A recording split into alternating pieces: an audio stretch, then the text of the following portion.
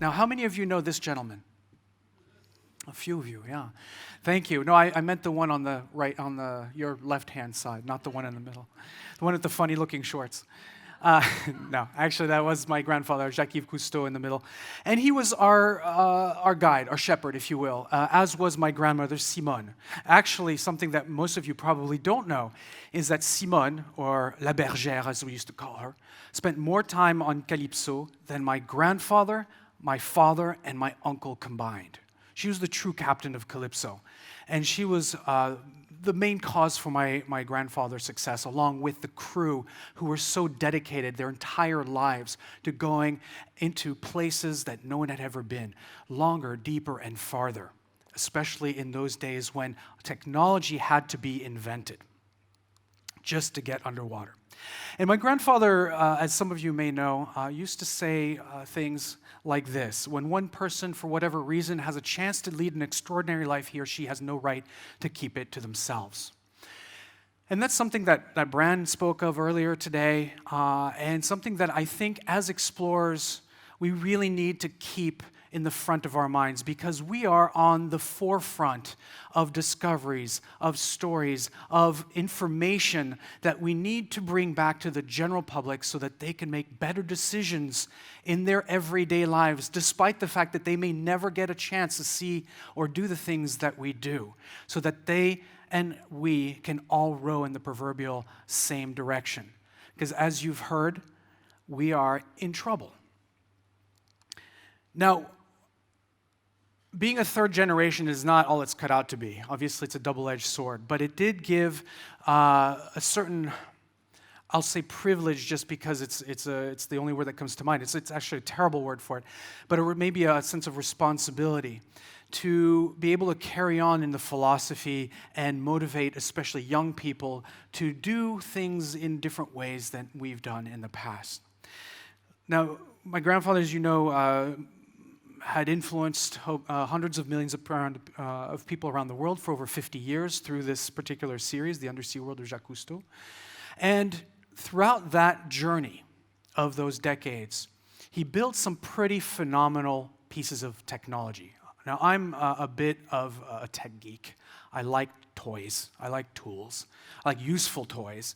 And whatever can be used to go farther than we've gone before, learn something new than we have had up until now, is always a good vehicle for us to bring back some of those stories. Clicker is very sticky. One of my biggest frustrations as a scuba diver, I've been scuba diving since my 4th birthday. And I've been on expeditions since I was 7. The biggest frustration for me as a diver, as an open circuit diver, even as a rebreather diver, is the limit of time. The reason why I wanted to show you this photo is there's a free diver, happens to be me, in the National Humpback Marine Sanctuary in Hawaii when we were filming these beautiful creatures, some of the largest animals ever to have lived on this planet. And we have something very much akin to them. First of all, they're aquatic mammals. We're mammals. Depending on your points of view, but I'm assuming with a lot of scientists in here, you will all agree, we've come from the ocean at some point, and we've lost a certain ability underwater, which is the mammalian reflex, to be able to slow down our heart rate and our consumption of oxygen down to be able to stay underwater for much longer periods of time. But if you've ever gone free diving, you'll see that within a few days of practice, you'll be able to bring back some semblance of that ability. Sometimes we inherit certain things from our family members, such as crazy ideas. And I've got to tell you that was probably my biggest gift, to not listen to people who say it's impossible, not listen to people who say that an idea is crazy, but to push farther and longer, to be able to actually accomplish something that the average person may think is is insane. In this particular case, we went to Isla Guadalupe to go and study sharks. Of course, I didn't want to be that ugly, bubbling creature in the cage, or one of my team members be a distraction in that cage, because honestly, you don't learn much about sharks when you have an audio-visual distraction in the water itself. So what better way to study these animals than to become one of them? At least that's a much easier thing to say than what's come to practice. But it did give us the ability to camouflage ourselves, to see what sharks do when we're not around, to look and observe and film their communicative behavior, their hierarchy, and so on and so forth. And this kind of innovative thinking is a must if we're going to go to places that may be dangerous, may be unknown, but we also need to bring back some of those stories. This particular shot was in the Rio Negro, a tributary of the Amazon River, with a cute and cuddly creature called the caiman. But that really was an audio or a visual that we could bring back as part of a larger story of having revisited the Amazon River 25 years later than when my grandfather did, to be able to compare and contrast what's been learned. For example, we now have 1,000 species of catfish discovered versus 200 back in 1981, to what's changed. The deforestation problems, the indigenous cultures who are being exterminated, and so on and so forth. But the idea really is to have this human-ocean connection, because at the end of the day, our water, our ocean is our life support system. Something that I've always found really fascinating, you know what? This belongs on a giant wine bottle. I just realized it from this angle, sorry. One of the things that I loved, the stories of my grandfather building some of the first underwater habitats, because in his mind he believed that naturally as populations would grow, we would colonize the continental shelves of the different continents, a continental shelf being up to 200 miles out to sea. And I always found that fascinating because, of course, the stories of Atlantis and so on and so forth. And having dug through and gotten the incredible blessing of visiting Dr. Sylvia Earle, a good friend of our families, and I know some of you are aquanauts in the room, I was able to visit the last remaining undersea habitat, undersea research station called Aquarius. And I thought, this is a fantastic platform to tell a story, bring back some of that information that we need for better decision making, and to push the limits to see if people really care much more about our ocean world as far as exploring it is concerned.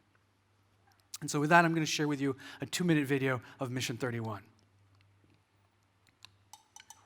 I want you to meet Captain Jacques-Yves Cousteau, the world's foremost underwater explorer. Once upon a time, my grandfather believed that man could live and work beneath the waves. We began to look at the ocean differently.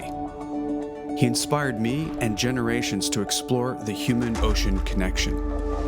It was a whole new world, a world without sun. And in 1964, he lived and worked for 30 days on the ocean floor. But then something happened. We lost our way. Countless frontiers unexplored. Oceans that need our help more than ever. It's time for a reboot to re-spark the human-ocean connection. My name is Fabien Cousteau. Join me and my crew on a journey to Aquarius, the last undersea habitat, and prove that there is a future for us beneath the waves.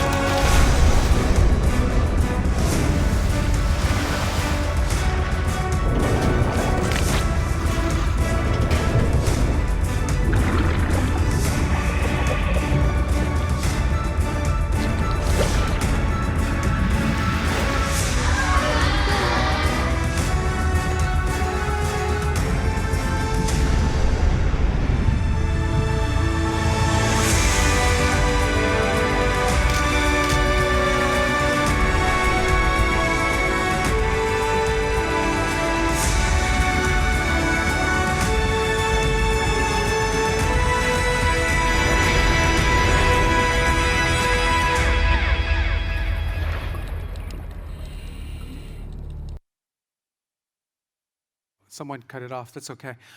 So by living at the final frontier on this planet, it gave a sense of satisfaction of shedding that limit of time, because all of a sudden we become saturated divers. And now our team, my team and I, could go out for 12 hours at a time of diving, each and every one of us.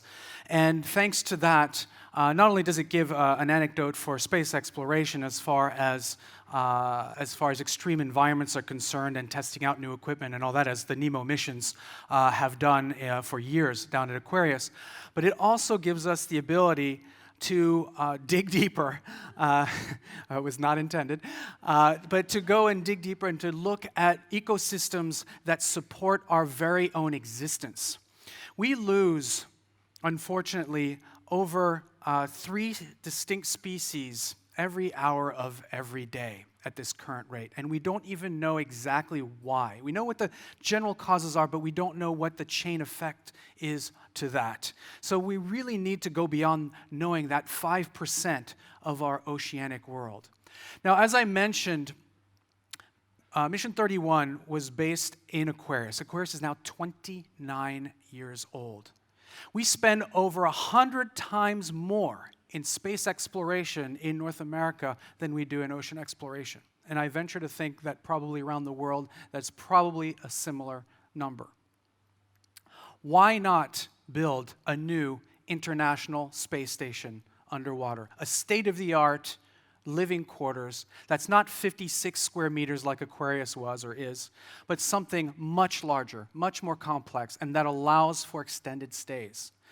Now, despite the mission control at Aquarius, who were very unhappy with me saying that I wanted to spend 31 days at Aquarius in that glorious 56 square feet, the idea was really to go much longer. Why not months? Why not be able to push that limit to go longer, deeper, and further, to be able to deploy ROVs, AUVs, submersibles from an underwater space station? I envision that this will happen fairly soon. Stay tuned for September. And that's really to address some of the core fundamental issues that we're facing today, which was just mentioned earlier. I can imagine at least 12 of the 17 SDGs immediately being a part of the research that could be done at a place such as that. My grandfather used to say, people protect what they love, but how can people protect what they don't understand? We are still hunter-gatherers in the ocean. We've lost over 60% of our world's fish stocks. We dump over 300 million tons, metric tons, of plastic in our ocean every year.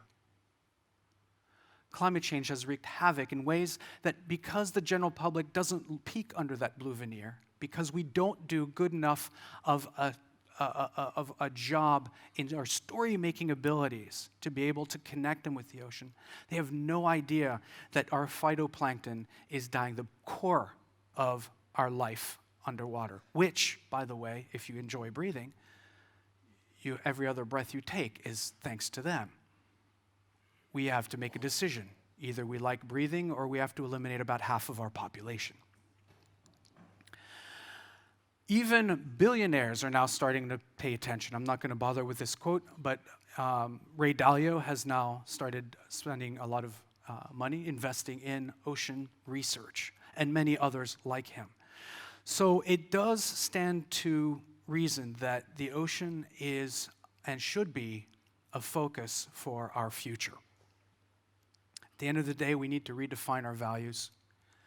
And with that, we need to be able to look at number 14, which is life below water, as if our lives depended on it, because it does. No blue, no green, no ocean, no life. It is our natural resource bank account, and we need to do better. But first and foremost, we need to go there, and we need to be able to understand what makes this unique little blue oasis in space so special and allows for us, the ultimate decision makers, each and every one of us, make the right decisions. People protect what they love. Thank you all very much.